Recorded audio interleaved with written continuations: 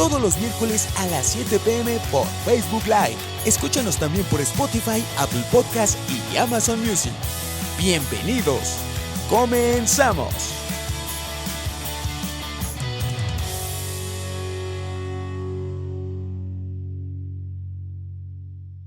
¿Qué tal, amigos? Bienvenidos a otro podcast de Voces de la Nación, de la revista de la Nación.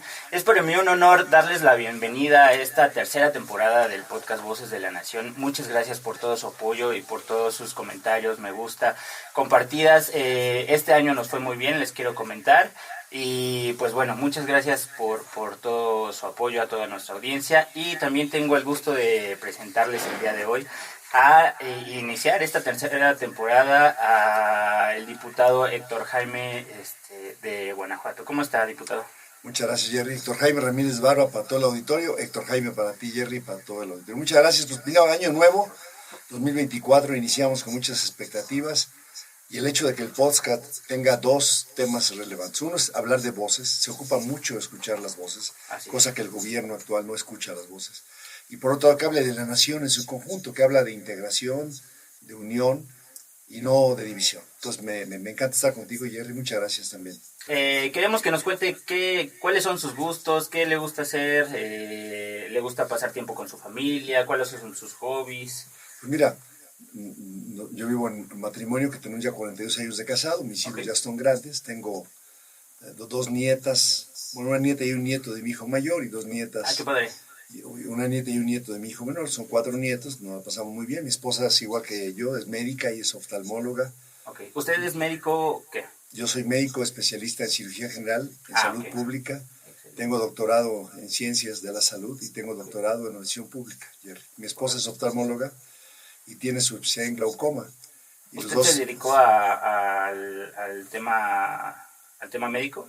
Todo el tiempo, 45 años ya de titulado de estar funcionando. Estamos de manera privada y en el Grupo Ángeles. Pero todo el tiempo nos dedicamos a la docencia y a la investigación. Yo fui profesor universitario en la Universidad de Guanajuato, fui subdirector, director médico de la Facultad de Medicina, secretario general de la universidad. Y también me tocó impartir cursos en la Universidad Nacional Autónoma de México, en la Universidad de Anáhuac del Norte y en la Universidad de Guadalajara. ¿Cómo ves? No, pues tiene mucha experiencia, doctor. Perdón, me interrumpí, iba a decir. No, adelante. La verdad es que fui médico del IMSS, de la Secretaría de Salud. En el ISSSTE fui médico jefe de departamento, subdirector y director del Hospital Regional del ISSSTE. Y en el Seguro Social, además de haber sido médico, fui el titular de la Unidad de Evaluación de Delegaciones, que se encarga de evaluar la calidad médica de los hospitales de alta especialidad y también de ver que las cosas en el resto del sistema de las delegaciones funcionen. Estuve ahí 3 años, Jerry. 3 veces he sido secretario de Salud en Guanajuato y una vez secretario de Desarrollo Social. Y ahorita estamos en el tercer año ya, en la tercera ocasión, dijéramos, de la legislatura. Bien, diputado, ¿y cómo ha sido conjugar la política con la medicina? Si de por sí es muy difícil conjugar otra profesión con la política, me imagino que con la medicina todavía más, pero esto también le da un gran background para poder desenvolverse en el tema legislativo, ¿no? Fíjate que es algo interesante lo que tú me comentas. Yo estaba en la Universidad de Guanajuato como secretario general ya después de haber tenido esta carrera que te comento académica y de científica, cuando el entonces gobernador electo de Guanajuato, Juan Carlos Romero Hicks, me invitó a ser su secretario de salud. Entonces esos 6 años, del 2000 al 2006, pues fueron años técnicos realmente, siguen siendo años de una profesión en la cual ocupas saber de medicina y de administración pública. Claro. Debes conocer las dos cosas. Al término, el PAN abrió una convocatoria, porque yo no era militante del PAN, para ciudadanos. Entonces me tocó contender en un distrito de León contra 2 compañeros de Acción Nacional para ser diputado federal, y mi primera elección, ahí ya fue política, ahora sí, fue en el 2006. En esa elección tuvimos aparte la oportunidad de sacar la votación más alta del país, fíjate, que tuvimos alrededor de 127,000 votos y el PRI, que fue el segundo lugar, sacó como 22,000 votos. Entonces llegamos acá a México, el Grupo Acción Nacional me apoyó, me arropó muy bien, y en aquel entonces me nombraron presidente de la Comisión de Salud. Pero me di cuenta que sabía de salud, que sabía de administración, Jerry, pero no tenía mucho conocimiento de leyes. Entonces fui y me inscribí a la Facultad de Derecho de la Universidad de Anáhuac del Norte a hacer un doctorado en administración. Entonces iba a diario de las 7 de la mañana a las 10 de la mañana, un doctorado presencial. Y durante toda la legislatura cursé el doctorado. Okay. Y eso te dio también otra herramienta adicional de manejar la administración pública, manejar la medicina y la especialidad, y además el tener ya un conocimiento un poco más de leyes. El haber sido presidente de la Comisión de Salud funcionó mucho. Claro. En ese momento ya me invitó Daniel Caram, que estaba como titular en el IMSS, para ser el titular de la Unidad de Evaluación de Delegaciones. El Consejo Técnico aprobó mi nombramiento y estuve con él hasta que un gobernador de Guanajuato, Juan Manuel Oliva, me hizo el honor también otra vez de decirme: oiga, lo necesitamos acá, véngase de secretario de Salud otra vez. Y me regresé a Guanajuato otra vez a un puesto técnico. Claro. A los 2 años, el gobernador entrante, Miguel Márquez, me nombra secretario de Desarrollo Social y Humano, y empiezo a coordinar otras áreas que también eran de mi total desconocimiento. Claro. En ese momento yo decidí jubilarme como universitario porque no podía atender lo que se llamaba el eje social, Sí, vivienda, agua, el DIF, el Instituto de Ecología, y era mucho lo que habría que estudiar y aprender para poder entregar buenas cuentas. Ya me retiré de la universidad y me dediqué de tiempo completo como funcionario público en ese momento. Es otra pregunta que me gusta hacerle a nuestros invitados. Y digo, ahorita vamos también con sus intereses y con sus hobbies que lo dejamos a medias.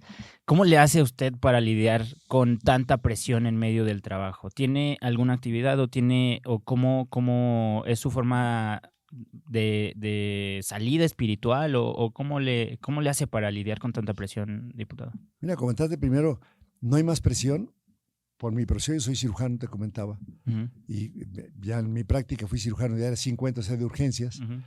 Esa es presión cuando una persona te da su vida para que tú lo intervengas, que tú lo operes, que te da su confianza, eso es presión. Claro. Y ahí, bueno, pues en lo particular, lo que hago es ejercicio. Ahí hago mucha lectura. Son las dos cosas que hago, ejercicio y lectura. Okay. Y esas dos acciones que además... ¿Qué tipo de ejercicio le gusta hacer? Pues ya actualmente hago bicicleta. Yo tengo ahorita 67 años. Okay. Hago bicicleta después de que ya no puedo correr, pero antes de hacer bicicleta corría. Antes de correr hacía taekwondo. ¿Cómo cree? Tuve el honor también de ser representativo nacional de taekwondo en mi juventud. Fui cinta negra. Qué padre. Y algunos años caminando, pero siempre he sido deportista y siempre he leído, y mucho más desde que me casé, porque mi esposa realmente es una mujer extraordinaria y ella me ha educado en otras áreas de las ciencias y de las artes que no eran precisamente mis aficiones. Actualmente leemos mucho los dos. ¿Qué les gusta leer, aparte de política y de ciencia, de medicina? De política casi no leemos. Ah, ¿qué La viven más. Claro, sí. Casi lectores clásicos, ¿ves? Por ejemplo, ahorita que tuvimos oportunidad unos días en este nuevo año, pasando, mi esposa cumple años el 1 de enero. Okay. Entonces nos fuimos a Vallarta y tuvimos oportunidad de empezar a leer a Anton Chekhov otra vez, cuentos cortos. Es un lector, un autor ruso. También leímos la primera novela que tuvimos a la mano de Jean Fossé, el premio Nobel de literatura recién, pero nos gustan los clásicos. ¿Ves? Los clásicos. Sí. Muy bien. Y nos estaba contando de sus hobbies, de qué es lo que le gusta hacer, aparte, bueno, obviamente, de leer, del ejercicio. Sí. Pues son las dos cosas, y disfrutar de los nietos a estas alturas. Cada vez que tenemos oportunidad, estamos con los nietos, pero los hobbies son, a mí me gusta leer mucho de medicina, leemos literatura, escuchamos audiolibros cuando tenemos la oportunidad, y lo demás pues es las actividades propias de alguien que es un profesional de la medicina, pero además que ya es un profesional de la legislatura, porque debes saber, Jerry, que esta es mi 4ª legislatura. ¿Cómo cree? O sea, fui 2000-2006 diputado federal. Después, cuando te comenté que fui secretario de Desarrollo Social y Humano, estuve 3 años, del 2012 al 15. En el 15 me invitaron para que fuera diputado local, ahí por León otra vez. Fui diputado local, presidí la Junta de Gobierno del Congreso los 3 años y coordiné el grupo parlamentario. Al término de ese periodo me invitaron para ser diputado federal y me vine a la 64 legislatura. Y ahorita estoy terminando el ciclo de la 2ª reelección consecutiva como legislador. Entonces, la verdad es que te alcanza el tiempo apenas para revisar en un día de jornada laboral normal, que son 12 horas por lo menos, las cosas, y regresar al distrito, estar con la casa de enlace y atender las cosas, ¿no? Sí, muchas actividades. Oiga, ¿y si le gustan las series de medicina o prefiere ver de otras cosas? Casi no vemos televisión. Ah, qué padre. Casi no vemos televisión.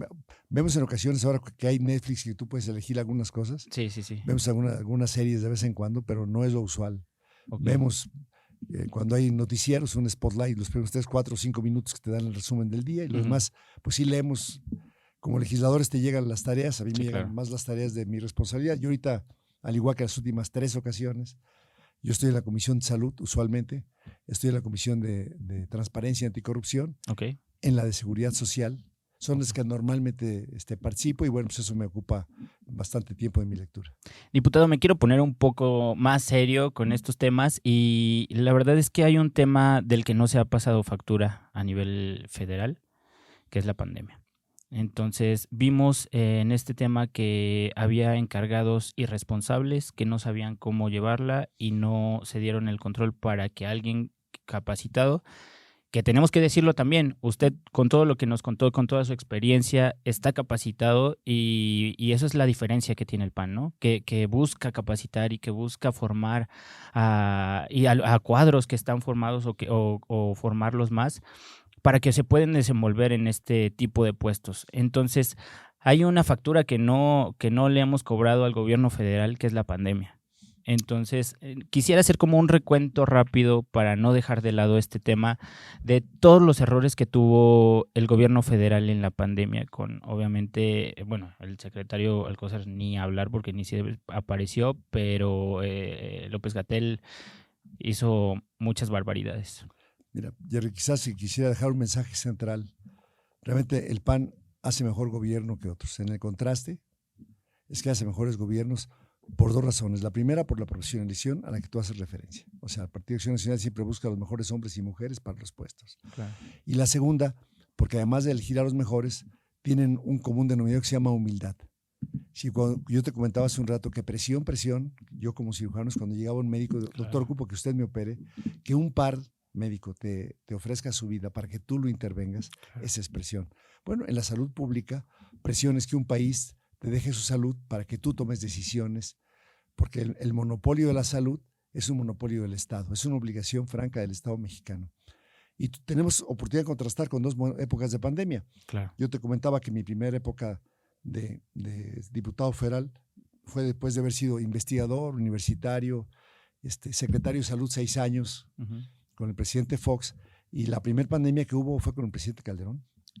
Sí. Y yo era presidente de la Comisión de Salud, y el doctor José Ángel Córdoba Villalobos, quien había sido diputado federal también por el PAN, también diputado ciudadano, porque no era militante cuando fue. El doctor Córdoba Villalobos también es un investigador muy renombrado, era cirujano, compañeros en la Escuela de Medicina, él era el director, yo era su director durante 7 años. Él lo invita a Felipe Bravo a ser diputado federal por el PAN. Es diputado federal por el PAN, preside la Comisión de Salud y con esa experiencia que ella tuvo durante todo ese periodo, después es nombrado secretario de Salud con el presidente Calderón. Llega la pandemia y cuando ocurre un fenómeno que es fuera de lo que se conoce ordinariamente, porque es muy fácil hablar cuando ya pasa el toro, pero cuando tienes la incertidumbre, la primera muestra de humildad que dio el presidente Calderón como funcionario y que dio el secretario Córdoba Villalobos fue decir, a ver, esto rebasa nuestras capacidades individuales, requerimos de todo un equipo. Y, por ejemplo, a diferencia de esta pandemia, de esta del COVID, la otra era la H1N1, sí, que en realidad fue H1N5. Claro. Lo que ocurrió fue que el presidente Calderón convocó a todos los exsecretarios de salud, convocó a gente del extranjero que sabía de manejar el tema y que podíamos tener con toda la información, con los centros de información en Estados Unidos, o entre los legisladores estábamos en el mismo canal. Es decir, hubo la humildad de decir, no sé de esto y requiero de todos. A diferencia acá con un presidente que piensa que es Dios, que lo sabe todo y que conjuga con su soberbia a otro soberbio funcionario, que fue Hugo López-Gatell. Como tú haces referencia, quien tenía que ver la responsabilidad había sido el secretario Alcocer, y el resultado de no tener humildad significa que hoy en el 2024 podemos contabilizar, hoy hace un rato lo decía Xóchitl a su cierre de campaña, sí, más de 800,000 muertos que nunca debieron haber habido. Es decir, esa falta de humildad hizo que se menospreciara. Es decir, nosotros supimos de la pandemia el día 31 de diciembre, en marzo el primer muerto en México, pero esos periodos entre el enero y marzo no hubo un plan de preparación, de contingencia para actuar contra una pandemia, contra algo desconocido, contra un germen que no desconocíamos, el 30 de enero, pero ya para el 10 de enero ya se sabía qué era. Ya sabía qué tipo de coronavirus era, ya sabía cómo se podía, y empezamos a ver cómo se comportaba en Europa. Claro. Y entonces sabíamos que se ocupaba cubrebocas, que afectaba a la población más. Y en México, por ejemplo, esa falta de humildad que llevó a 800,000 muertos hizo que no hubiera material de protección, que no hubiera cubrebocas, que no hubiera guantes, que no hubiera respiradores. No hubo la conversión rápida de los hospitales, porque lo menospreciaron. Yo te puedo decir, nosotros tenemos ya artículos publicados de todas las acciones, por ejemplo, legislativas que hicimos. Nosotros para marzo ya le estábamos ofreciendo al gobierno federal 20,000 millones de pesos para que pudieran comprar equipamiento. Y la respuesta fue que no se ocupa, tenemos todo. Bueno, tenemos todo. Te puedo platicar al día de hoy que siguen con esa negligencia, en el cual le decían, porque no sabían, Claro. no, usted, si está enferma, quédese en su casa, no vaya. Bueno, el decirle eso a las personas, cuando ya iban al hospital, el 40% falleció en su casa. Y casi el 80%, sumando el 40% de su casa y otro 40% más, fallecieron entre que llevó urgencias y los primeros 3 días de hospital. O sea, llegaron ya muy graves. Ese error de comunicación, esa soberbia de pensar que lo manejas todo. Nunca fueron convocados los exsecretarios, nunca fueron convocados los universitarios que sabían del tema, nunca fueron convocadas las universidades e institutos internacionales para el tema. Y hubo hasta la época de cómo lo oculto el caso, ¿no? Claro. Pero pasó un año o más y ni siquiera seguíamos teniendo la capacidad de atender todas estas cosas. Me acuerdo que llegó diciembre y fue también todo un caos. Entonces es como dice, una irresponsabilidad brutal. Sí. Nosotros tuvimos como nunca en la vida una vacuna muy rápida. De hecho, a México la primera donación fue un regalo. Nosotros desde junio habíamos dicho que se compraba vacuna y que se entraran los fondos y no hicieron caso. O sea, todo está documentado con los artículos y con las bases. La Gaceta Parlamentaria y el Diario de los Debates marca todos los llamados de atención que hicimos, porque teníamos un grupo de salubristas expertos a nivel nacional. Uh-huh. Lo que se tenía que haber hecho el 1 a 1. Bueno, te insisto en el tema, llegó el 2020 para diciembre, el primer lote de vacunas. Una hazaña mundial. Nunca había habido una vacuna tan eficaz como la que fue la del COVID en tan corto plazo. Llegaron 3,000 dosis, el presidente hasta mandaba a los secretarios de Estado al aeropuerto, pero seguía sin haber lo más básico. O sea, seguía sin haber una reconversión hospitalaria seria. Y luego esa vacuna se empezó a politizar, porque no la distribuyeron conforme se necesitaba. Claro. Entonces, se vacunó tarde, no autorizaron medicamentos, no se compraron los medicamentos adecuados, los mensajes eran inoperantes, no hubo coordinación nunca con las autoridades estatales. Y te explico esto porque para la gente a veces es complicado. Pero en México hay 3 autoridades sanitarias con 3 niveles de gobierno, que no significa que uno sea superior al otro. El primer nivel de gobierno, que es la célula básica y Acción Nacional la tiene reconocida desde sus principios desde hace 83 años, es el municipio libre. Claro. Y en el municipio libre es autoridad sanitaria, el alcalde y su ayuntamiento. Ellos tienen el acceso y el control del agua potable, de la saneación, de los alimentos, de los mercados, de los rastros. ¿Me explico? Sí, claro. Entonces, si nunca hubo coordinación con esto, pues ¿a quién le piden que se quede en su casa? ¿A quién no le piden que se quede en su casa? ¿Se abren los mercados? ¿No se abren los mercados? ¿Se abre el comercio? ¿No se abre el comercio? ¿Das tránsito libre? ¿No das tránsito libre? Bueno, 2,460 municipios, era de esa complejidad el país. Claro. 32 entidades federativas en donde el gobierno federal, en vez de apoyarse con los gobernadores, que son autoridad sanitaria, además de los ayuntamientos de este país, es autoridad sanitaria el gobernador y su secretario de salud. Hay un Consejo Estatal de Seguridad en Salud y hay un Consejo Nacional, Estatal y Nacional de Vacunación. Claro. Bueno, pues peleándose, ¿no? El gobernador de Guanajuato queriendo comprar vacunas y el presidente diciendo que no, porque es un monopolio de Estado, te comentaba. La salud es un monopolio de Estado en el cual el Consejo de Salud General decreta una emergencia y esa emergencia es una autoridad administrativa superior a cualquier otro mando, aún a la Corte. Y tú verías que después de que se declaró la pandemia, casi un mes después de que lo declaró la Organización de Naciones Unidas, claro. Qué descuido, simplemente los plazos de urgencia. A nivel mundial se dijo en tal fecha y casi pasó un mes para que en México se declarara lo mismo. Claro. Pues por esa soberbia que te comento, esa falta de humildad, de no saber lo que estaba ocurriendo. Cuando el presidente al final toma una determinación equívoca porque destruye el sistema de vacunación. México era el ejemplo a nivel latinoamericano, porque en vez de utilizar el Sistema Nacional de Salud, que está hecho por personas físicas y personas morales privadas, que está hecho por asociaciones civiles y que está hecho por el sector público, llámale IMSS, ISSSTE, SEDENA, toda esta integración del sector de hospitales, instituciones, academias, universidades, investigadores, fueron desechados y decidió crear un cuerpo los famosos, yo les llamo los cuervos de la nación, les llamo los siervos de la nación. Sí, claro. Porque sin experiencia querían distribuir, capacitar, y entonces el sector salud quedó relegado a un conjunto de gente totalmente ideologizada. Y en vez de vacunar a los médicos, se empezaron a vacunar ellos, los siervos de la nación. Hay Sí. hubo las denuncias. Entonces, cuando tú no priorizas, sabiendo que el recurso es escaso, tú tienes que asegurarte que el país funcione bien. Claro. Primero los de primer contacto, los médicos, las enfermeras, los promotores, luego la población muy vulnerable, adultos mayores. Bueno, pues aquí, cuando llegó Moderna, vacúnense primero los maestros. ¿Cuál era la lógica si ni siquiera estaban en clase? Pero un tema más bien Claro. todo ideologizado, fuera de toda lógica. Nosotros pedimos desde el Congreso que se hiciera una auditoría para que viniera a revisar cómo estaba el plan de estrategia. Pues no lo había. Claro. Entonces, todo programado sobre la rodilla, Jerry. Y es que en este gobierno ni siquiera es primero los pobres, es primero nadie, primero ellos nada más. Ya lo vemos con sus hijos, ya lo vemos con los siervos de la nación. Entonces no le da prioridad a ninguna persona, lo único que tiene prioridad es su partido, sus perfiles, la gente que no le pone ningún pero, ¿no? Mira, el SAR de la pandemia se atendió con medicamentos que estaban prohibidos en México. O sea, no se habían comprado, no se habían autorizado y a él sí le dieron el tratamiento. Se atendió en el Centro Banamex, que es un centro de acción público-privada, un buen ejemplo de que el Sistema Nacional de Salud debe funcionar de manera más integral, más unida. Claro. ¿Ves? Entonces, obviamente ellos sí se autorizaron. De otro medicamento que se autorizó para compra de urgencia, se compraron casi 40,000 dosis, pero solamente fue para la Ciudad de México. Del oxígeno regalado, la mayoría fue para la Ciudad de México. O sea, todo ideologizado hacia Morena. Claro. Se le prohibió comprar a Jalisco, se le prohibió comprar a Guanajuato, se le prohibió comprar a las empresas. Imagínate tú que tienes una empresa que estás produciendo carros y tienes la capacidad de compra para comprar la vacuna y vacunar a todos tus trabajadores y vacunar a sus familias. En el norte, en Coahuila, por ejemplo, el doctor Roberto Bernal Gómez del Partido Revolución Institucional con el gobernador Riquelme vacunaba no solamente al trabajador, sino vacunaban a su familia, llevaban a sus hijos a vacunar a la frontera, claro, porque en México no se podía.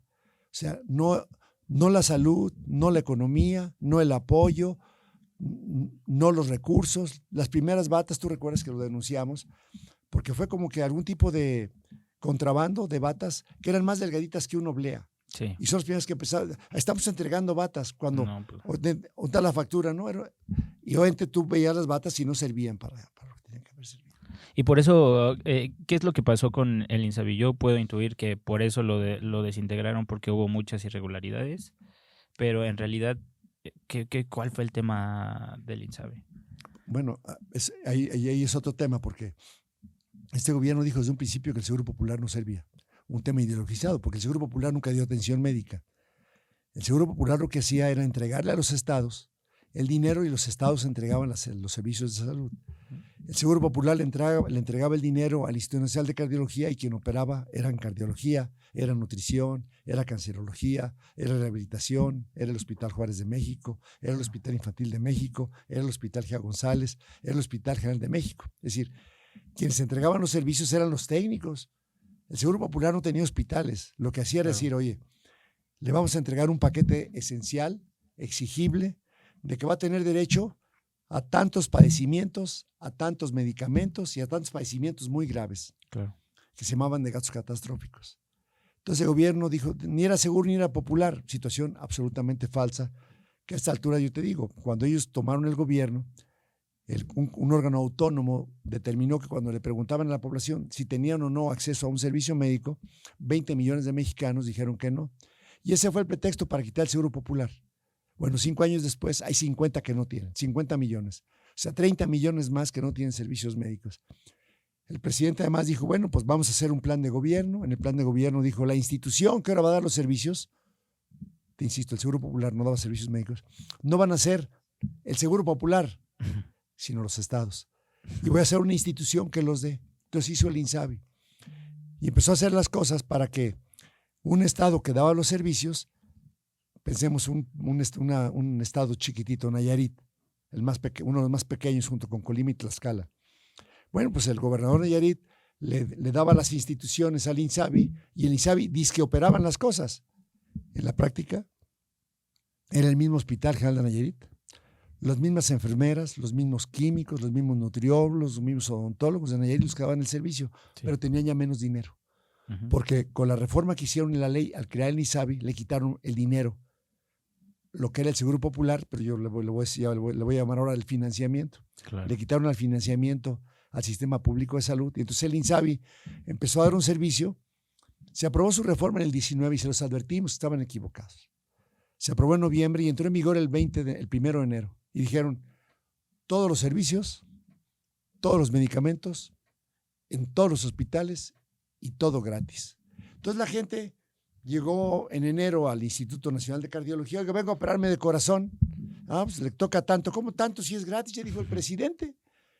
Digo, desde junio del 18 que ganó hasta enero del 2020 dijo que era gratis. Entonces no fue gratis. Sigue sin ser gratis. Claro. Usted tiene cáncer de mama, le vamos a dar tratamiento. Sí, pero no hay quimioterapia. No hay radioterapia. Ya no podemos hacer el seguimiento. No le dan el dinero a los estados. Entonces los estados se quedaron sin dinero. El INSABI no pudo comprar medicamentos. El INSABI no pudo dar atención. Y al presidente lo empezaron a fastidiar. El INSABI fue la única institución que se aprobó en el Congreso porque es la primera ocasión en este país que el Plan Nacional de Desarrollo se aprueba en la Cámara de Diputados. Se aprobó con el voto en contra del PAN, te lo aclaro, porque no estaba bien. Era un panfleto ideológico y no un plan de gobierno. De hecho, el secretario de Hacienda... Pero así ha sido todo, ¿no? Desde su plan de gobierno ha sido un panfleto el secretario de Hacienda renunció porque el elemento técnico del plan de gobierno fue quitado y nomás se quedó el panfleto ideológico. Exacto. Entonces el INSABI se creó sin la base técnica, dirigido por personas... Bueno, el titular del INSABI, que hoy es el nuevo subsecretario del sector salud, pues resulta que ni siquiera médico es, ni formado en salud es, ni formado en administración pública. Su máxima experiencia era haber estado en un DIF municipal en Tabasco y ser un delegado de las zonas arqueológicas de Tabasco. Pues, pero era amigo del presidente, ¿no? Motivo suficiente de su lealtad. Exacto. Entonces el INSABI terminó de fastidiarlo. El presidente estaba molesto, regañaba al secretario de salud. Otra vez, ya me cansé que no haya medicamentos. Y dijo, pues voy a matar al INSABI. Y el presidente mató al INSABI porque nunca se planteó bien. Claro. Y ahora, pues creó otro Frankenstein que se llama Servicio de Salud del Instituto Mexicano de Seguro Social para el Bienestar, una nueva organismo público descentralizado. Ahora tenemos ya más fragmentación, porque ahora está el IMSS, está el ISSSTE, Sedena, Pemex, Marina, entidades estatales como el ICEMIN, aquí en el Estado de México, por ejemplo, sí. El ISTESON en Sonora. Y además tenemos el programa IMSS Oportunidades y tenemos el SS IMSS Oportunidades y tenemos 7 entidades federativas que dan servicio de salud. Pero tienen como una cosa, menos dinero. Entonces, con menos dinero, por más que llegue el presidente, pues no es, aparte del menos dinero, que sean tan corruptos como lo han sido. Este gobierno ha sido el más corrupto, este gobierno ha sido el más inepto, porque en el caso de medicamentos, mira, te voy a dar ejemplo ahorita. Vacunación ahorita por COVID, sí. Tú lo mencionas. El año pasado les aprobamos 14,400 millones de pesos para comprar vacunas. Nomás compraron 900 millones. 13,000 y fracción millones de pesos los mandaron otra vez al Tren Maya o a sus obras, pero no a la salud de los mexicanos. Ahorita ya los hospitales se están llenando de COVID, no están comprando la vacuna más adecuada, que es la de Pfizer y que es la de Moderna, por esta soberbia que te comento.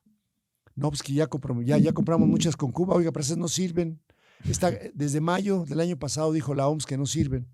La CDC dice que no sirven. Aquí nuestros expertos infectólogos en México dicen que no sirve. Y en México ya está ahorita validada una vacuna que sí sirve, Jerry, ¿ves? Claro. Doctor, me gustaría, bueno, en el mismo tenor, el presidente, cansado de que no haya medicamentos, puso en marcha la megafarmacia. ¿Qué pasa con la megafarmacia? Ya sabemos que es totalmente un fraude, pero nos quiere explicar qué es lo que está sucediendo en este momento. Sí, Jerry, primero es un gran mérito, porque después de 6 intentos, por primera vez reconoce el presidente claramente que no hay medicamentos, porque eso lo que va a hacer es la falta de medicamentos, cuando él había dicho todo el tiempo que sí había. Claro. Entonces, tiene un gran mérito el que haga este almacenzote, que no es farmacia. No cumple los requisitos de ley para farmacia. Claro. ¿Ves? Aunque la COFEPRIS se lo pueda firmar, pero en la ley de salud queda muy claro, en la ley de salud, que es una droguería, que es una botica y que es una farmacia. Es un centro de distribución, es un CENDIS de farmacia, es un almacenzote, como lo tuvo el IMSS hace 30 años, ¿ves? Claro. Pero ¿cuál fue qué dijo el presidente cuando llegó? No sirve y hay corrupción con las grandes empresas. Entonces hizo un cambio a la ley orgánica, primer intento, y dijo, una oficina, la Oficialía Mayor de Hacienda, es la que se va a encargar de las compras. Y entonces en la transición misma, dijeron ellos, paren la compra. ¿Tú sabes cuántos medicamentos se consumen en este país por día? ¿Cuántos? A ver, calcula. No sé. Millones. 5.5 millones de medicamentos por día. ¿Cómo crees? Claro. O sea, más de 2,000 millones de medicamentos, de piezas de medicamentos de diferente índole. Entonces se le entrega a una oficina que no sabía. Uh-huh. Y para diciembre hacen la primer licitación de compra de medicamentos. Sí. La más remota idea de cómo se hacía. Claro. Convocaron a una reunión aquí en un hotel de México, pusieron unas cuantas computadoras porque iba a ser con mucha transparencia. 50 computadoras, llegan más de 300 oferentes, ni siquiera sabían cuántos iban a ser los oferentes. Uh-huh. Pues valió la primera licitación. Claro. Cuando te vas ya a febrero, pues ya en diciembre ya no se pudo. Hacer un medicamento puede tardar entre 4 meses y un año. Uh-huh. Entonces, cuando tú vas a consumir 5 millones, pues depende qué tipo de medicamento es. Claro. Y podemos dividirlo en 3 grandes grupos. Los medicamentos que se hacen en México, que los precursores se llaman APIs, hay en México, y que son genéricos, es decir, que son usualmente de precio-costo y que hay muchos laboratorios nacionales. Un segundo tipo de medicamentos que son genéricos, pero que las APIs las tienes que traer del extranjero y hacerlas. Bueno, y las terceras son medicamentos de patente, que se hacen en el extranjero. Y como los medicamentos tienen fecha de caducidad y la ley marca que cuando tú compras un medicamento debe tener ciertas fechas, ¿cuándo fuiste la última vez a comprar un medicamento? Esta semana. O sea, Sale. ¿Cuál compraste? Paracetamol. Ibuprofeno. Dime si verificaste la fecha de caducidad. Sí, claro. ¿Cuándo iba a caducar? Creo que el siguiente año.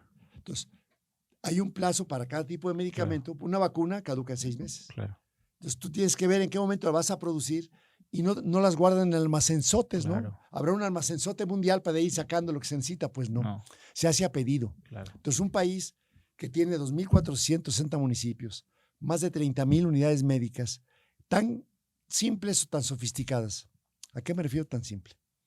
Tú imagínate que vives en la sierra de Oaxaca, en el municipio más pequeño de este país que tiene 90 habitantes. Pues son 4 casitas. Tú sabes cuántos hombres son mujeres, sabes cuántos se enferman de gripe, cuánto les da diarrea y calculas los medicamentos que usualmente son genéricos, ¿no? Claro. A lo mejor tienes ahí un suero antialacránico, a lo mejor un suero para una picadura de víbora, porque ahí es importante que queden con vida. Claro. Pues como eso nomás hay 188,000 localidades en México, que hay que calcularle, ¿no? Sí. Saber cuántos hay que comprar, cuándo hay que llevárselos y en qué mes. Tú no vas a comprar un anticatarral en junio. Claro. O sea, tú sabes que el invierno da enfermedades de otro tipo, en verano son los antidiarreicos. Claro. Entonces tú vas calculando con base, se llama morbilidad, qué es lo que se enferma la gente, cómo haces las compras. Ahora imagínate la complejidad en cardiología, en el Instituto Nacional de Cardiología, en urgencias. ¿Qué tipo de medicamentos se necesitan para que una persona que llegue con un infarto, con una gran cardiomegalia, o que lo están interviniendo en el quirófano, en la unidad de hemodinamia, que requiere stents, cables, tubos, drenajes, sondas, punzocats, soluciones diferentes, más de 3,600 productos diferentes, de caducidades diferentes, de complejidades diferentes y de producción diferente? Claro. Entonces, hacer una licitación se ocupaba tener mucha experiencia. Primer intento, cambio de la ley orgánica. No pegó. Lo solventaron como que cómprenlo como puedan. Al comprar como puedan significa compras de a poquito y si es de a poquito es más caro. Claro. Entonces, han estado comprando caro. Y además, como ya no hay mucho, pues licitación directa, asignación directa, ¿no? Con toda la corrupción. Claro. Bueno, el segundo intento fue cuando el presidente dijo que sea el INSABI que lo compre. INSABI, nosotros sí lo vamos a hacer, pues falla el INSABI. No, vamos a hacerlo ahora con la UNOPS. Firman el convenio con la UNOPS y ahora sí va a haber y para diciembre y no van a faltar y falla con la UNOPS. Y corren a INSABI y corren a UNOPS. Después dicen, no, va a ser otra vez Hacienda, pero ahora lo va a hacer con la Secretaría de Salud. Falla en cuarta ocasión. Quinta ocasión, que sea la función pública. Y esta sexta ocasión, la función pública, más la UNOPS, más el INSABI. Más todos los de atrás. Y ahora una bodegota para que ahí se guarde lo que van a distribuir a otros lugares. Te voy a dar un ejemplo simple, Yair.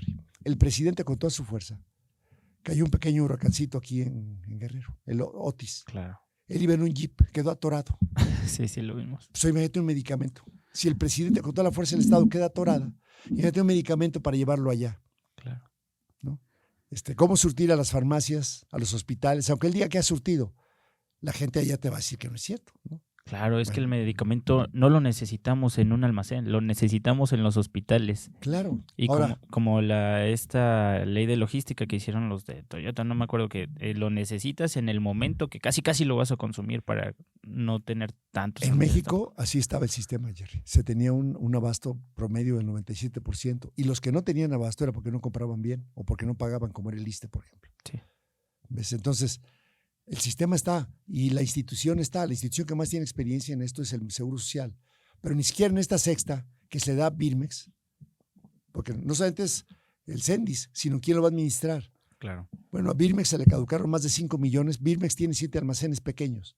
Se le caducaron 5 millones de vacunas. Birmex concursó en el IMSS para ser su distribuidor logístico. El IMSS le dijo, usted no tiene la capacidad. Y ahora es el que le va a distribuir a todo el país. Pues ya sabrás. Entonces, va a ser un fracaso con pena porque los más afectados, Jerry, han sido los pobres. Tenemos 3 elementos de base. Uno es en la encuesta de ingreso y gasto de los hogares, donde marcan que los más pobres han gastado más del doble de lo que gastaban antes en medicamentos. Claro. Tenemos los datos de mortalidad, que los más que se murieron fueron los más pobres por la falta de medicamentos y de acceso. Y por último, tenemos la encuesta se llama de salud y nutrición del COVID 2022, que recién liberó también Salud Pública de México, y que marca que además también faltaba en el IMSS y en el ISSSTE y en las demás, no solamente para la gente pobre. Y también 20 de cada, bueno, en el caso del IMSS, 46 de cada 100 se atendieron en los consultorios privados. Yo ahorita que venía para acá, vi 3 farmacias nuevas, farmacias del ahorro nuevecitas inauguradas. Y tú ves ahora, ¿no?, más de 20,000 personas pues, están privatizando la salud, porque tú vas a los hospitales y no hay cita. Hace rato hablaba con mi hermana, tuvo que ir a lo privado para hacer sus estudios, tiene ISSSTE, y le dijeron en el ISSSTE que dentro de un mes le hablaban a ver para cuándo la podría ver el especialista. Dices, a ver, como que no lo entiende uno.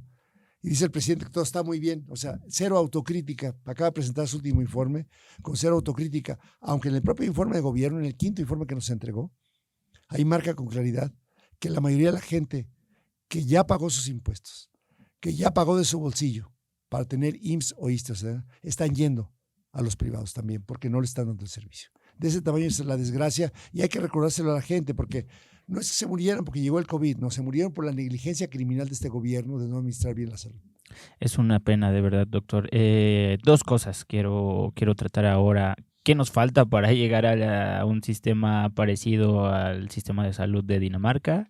¿Qué nos ha dicho la gente? Claro. Pues primero quieren de entrada es que haya medicamentos. Claro. Cuando tú dices, oye, es que no hay medicamento para la diabetes, tú tienes que multiplicar eso. Claro. Por ejemplo, si dijeran, oye, fíjate que no hay turbocina para nuestro próximo cohete a la luna en México. Oye, ¿cuándo se va a lanzar? Pues dentro de 3 años. Pues vemos dentro de 3 años. O sea, no urge tanto esa necesidad. Pero cuando tú oyes, como hemos escuchado las llamadas a esta farmaciota, a este almacenzote, oiga, necesito insulina para mi diabetes.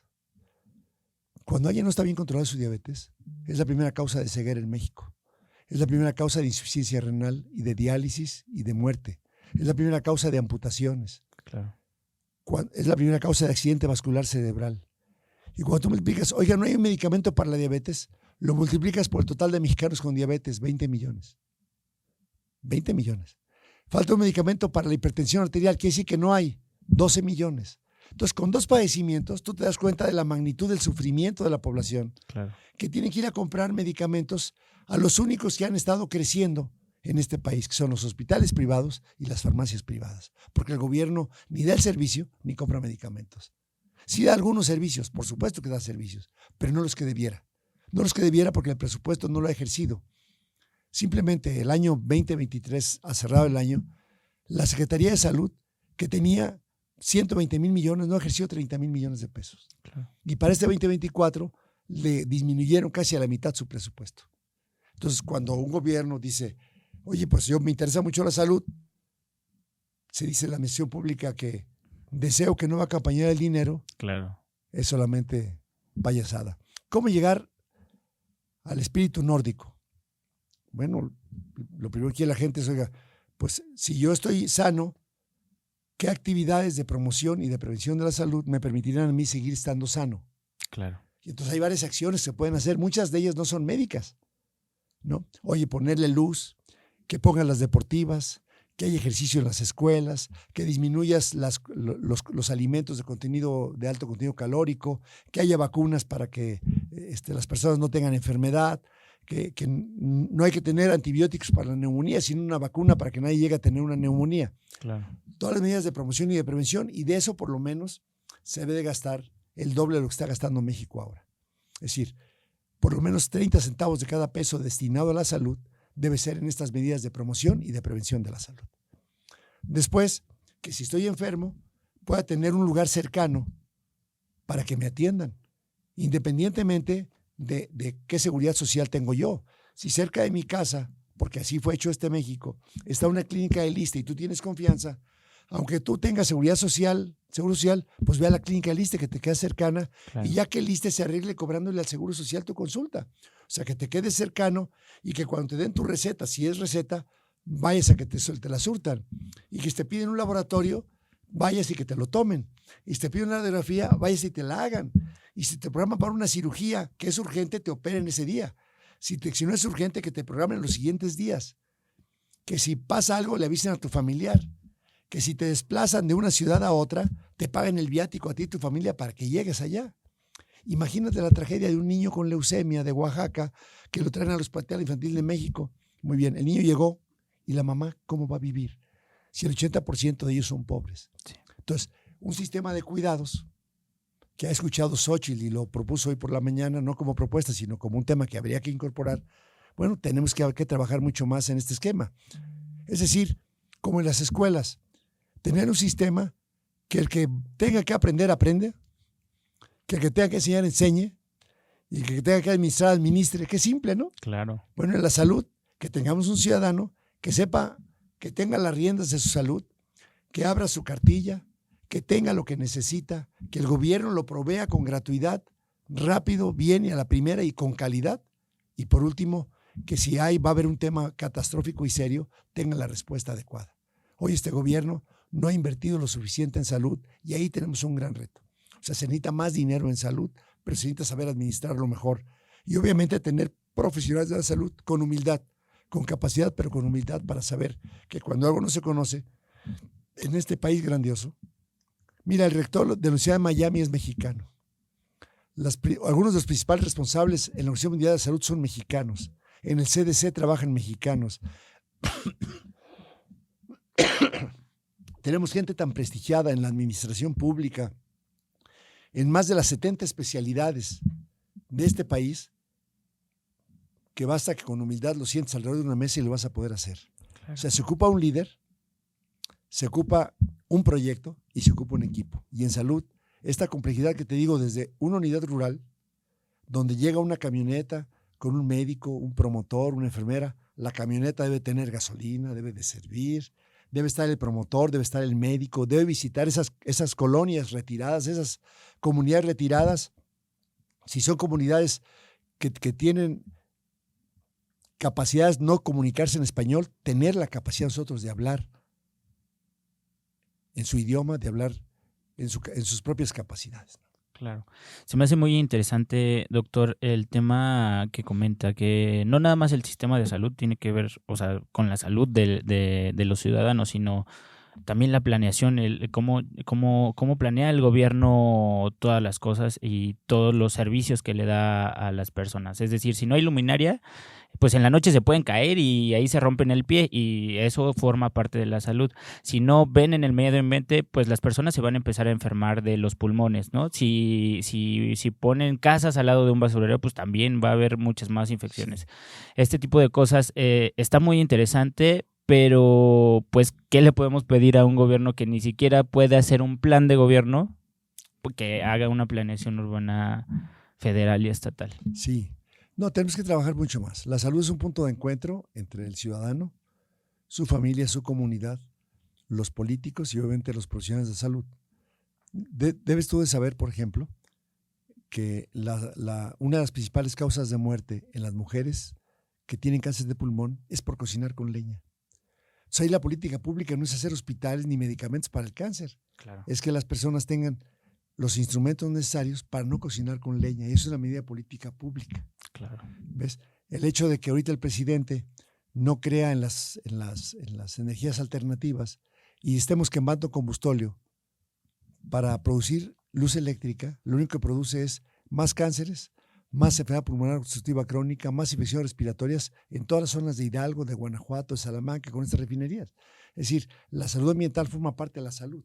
Claro. El hecho de que tú tengas un programa de checar los automóviles no es por estar fastidiando que cheques el automóvil, sino es que tú tengas la posibilidad de tener mejor calidad del aire, que es un derecho. El hecho de que tú utilices como ahorita mecanismos para saber que estamos tomando agua potable, bueno, pues el agua potable es algo básico. Mira, Jerry, de los 23 elementos más importantes que dan como resultante la salud, solamente 4 tienen que ver con los médicos y con la medicina. Todos los demás son del ciudadano y de su comunidad. Y se llaman determinantes sociales de la salud. Y ahora que nos vemos, tú y yo, ahora que llegué, debes saber la gente que nos escucha, que lo primero que le pedí a Jerry fue que me permitiera su cargador para cargar mi iPhone, que se descargó en el lapso de las 5 de la mañana y las 2:30. 2:30 de la tarde. Pues, ajá. Porque también ya hoy hay determinantes digitales de la salud, ¿ves? Sí, claro. En donde el estar con una adicción de este tamaño, en este caso uno dice, no, es que es mi trabajo. Claro. A ver, revisemos de tu trabajo realmente qué es de esto, la desconexión digital. Hoy que es domingo y que después de venir Sí. de un evento estemos aquí nosotros, en Claro. vez de estar con la familia. Cuando tú hablabas de cómo se desestresa, ¿no? Yo antes de venir acá estuve platicando con mi esposa, ella comiendo en casa en León, donde está la casa de ustedes, Gracias. y yo aquí comiendo en un restaurante. Oye, ¿cómo estás? ¿Qué estás comiendo? A ver, muéstrame. Nos mandábamos las fotos. Pues la calidad de vida, el acompañamiento, el calor, el ejercicio, la seguridad, el agua potable, el conducir con un cinturón de seguridad, el no utilizar mucho los dispositivos digitales, el no fumar, el no tomar alcohol, el dormir adecuadamente, todo eso Todo es algo. incide en la salud. 19 factores. Muy bien. Doctor, ya para ir terminando este episodio, ¿gusta agarrar una preguntita random a ver qué tal, qué tanta suerte trae hoy? Pues, Vienen suerte. premios. Muy bien. No es cierto.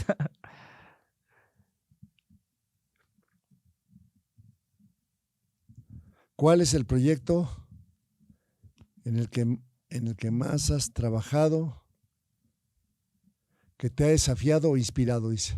Sí. Pues, ¿Cuál es el proyecto que más?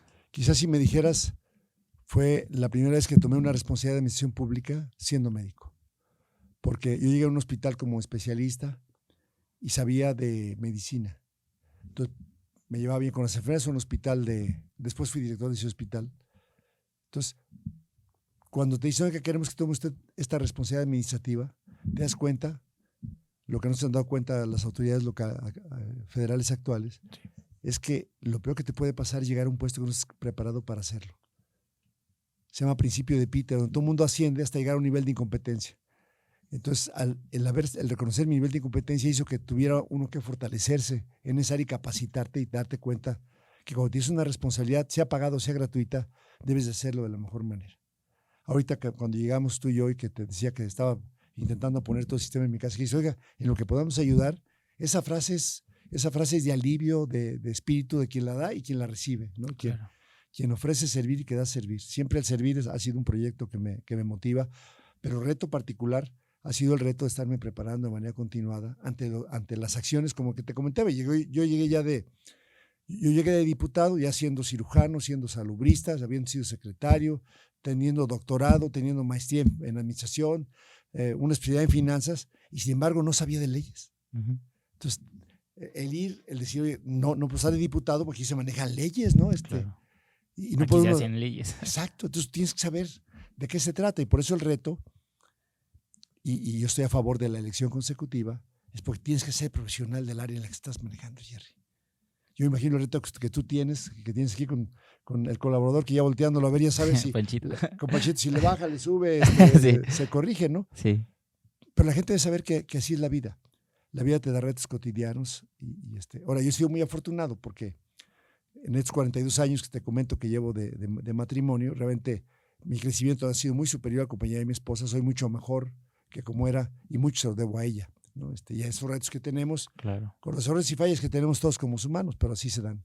Claro, la familia es muy importante y más si tenemos a una familia que nos puede apoyar, ¿no? Que nos Así apoya. es, así es. Doctor, muchas gracias por venir.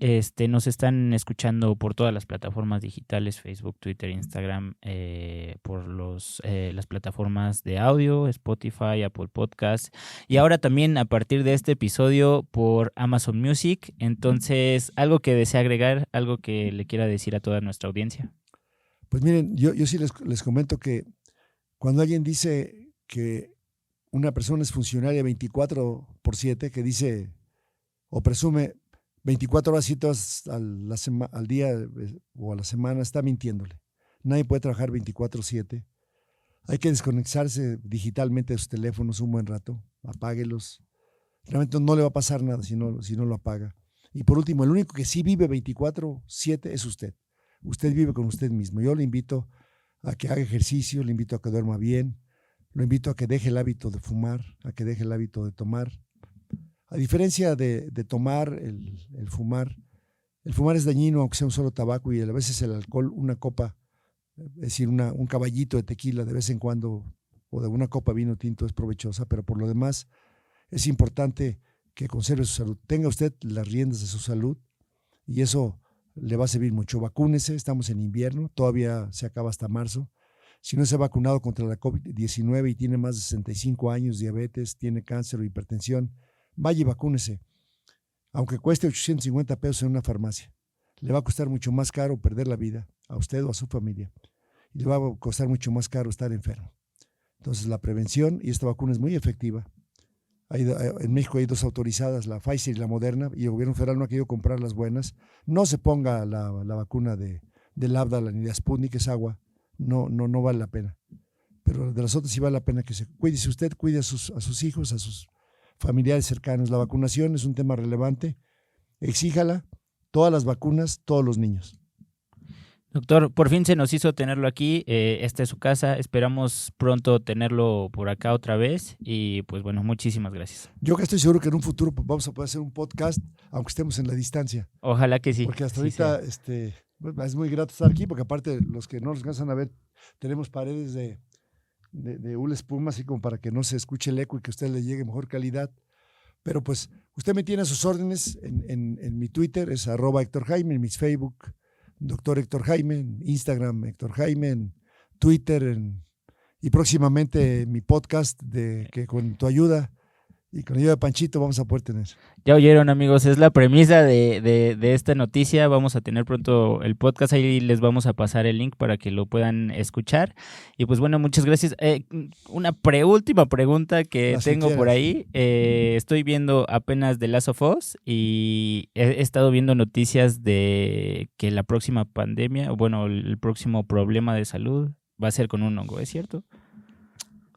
Mira, la salud es de tamaño 1.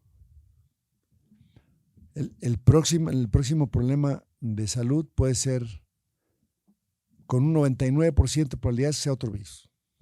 O sea, porque el virus no es un ente vivo, se hace activo cuando involucra a otros seres vivos. Puede ser de rango fungi, sí puede ser. De hecho, es un serio problema cuando hay fungemias, en los hospitales hay fungemias, son difíciles de manejar. Pero si revisamos los últimos 20 años, VIH-Sida, el virus del oeste del Nilo, el síndrome respiratorio agudo, el SARS-1, ahora el COVID, han sido enfermedades virales. Yo creo que va a ser viral la próxima. Y hay que estar preparados con un plan de preparación y respuesta y un sistema de vigilancia epidemiológica adecuado. Pero la de tamaño 1 es que quizás la gente que tú y yo estamos escuchando ahorita esté tomando, salga, tome su carro, se sienta que va bien, pero se tomó más de 2 copas, no vaya bien y muere de manera prematura por un accidente. Claro. Y eso les pasa usualmente a los jóvenes, porque son aversos al riesgo. Entonces, el próximo tema de la salud desde cada uno, y por eso los invitamos a ser el dueño de su control, ¿no? de su vida. Ya está. Muchísimas gracias, doctor.